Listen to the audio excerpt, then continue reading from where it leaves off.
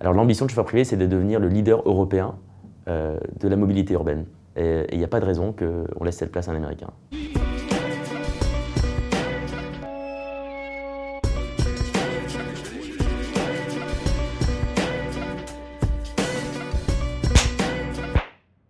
L'idée de chauffeur privé est née en tant qu'utilisateur de taxi, de VTC à l'étranger et à Paris, et en se disant qu'en fait, on pouvait améliorer l'expérience client, que globalement, il y avait plein de choses qu'on pouvait faire, à la fois dans le véhicule, avant et après, pour donner une meilleure expérience au client.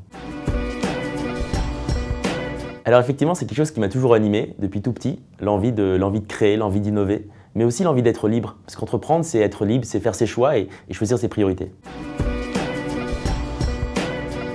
Je pense que c'est extrêmement important, quand vous créez une entreprise, de trouver les bons associés, les bons partenaires avec qui vous allez développer la société.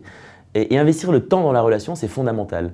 Notamment d'expliciter les choses qui peuvent parfois ne pas l'être, comme la division des responsabilités, la division capitalistique, toutes ces choses qui sont parfois non dites et qui peuvent faire exploser la boîte en plein vol. Donc d'investir le temps en amont, c'est fondamental. Alors des galères, il y en a eu beaucoup. Mais je pense que la difficulté principale qu'on a eue en développant chauffeur privé, c'est l'instabilité réglementaire et juridique. Le fait de ne pas savoir comment les choses allaient évoluer, qu'elles changent d'ailleurs toutes les années, c'est quelque chose d'extrêmement difficile et qui nécessite d'investir beaucoup de temps et au détriment de la croissance. Clairement, la réussite que l'on ressent en tant que fondateur d'une entreprise et qui est d'ailleurs à l'origine du succès de la boîte, c'est simplement les équipes qu'on recrute. Lorsque vous voyez que vous avez quasiment 200 personnes qui sont fédérées et qui font un boulot fabuleux, c'est extrêmement gratifiant de vous dire que vous avez été un peu à l'origine de cette association de gens.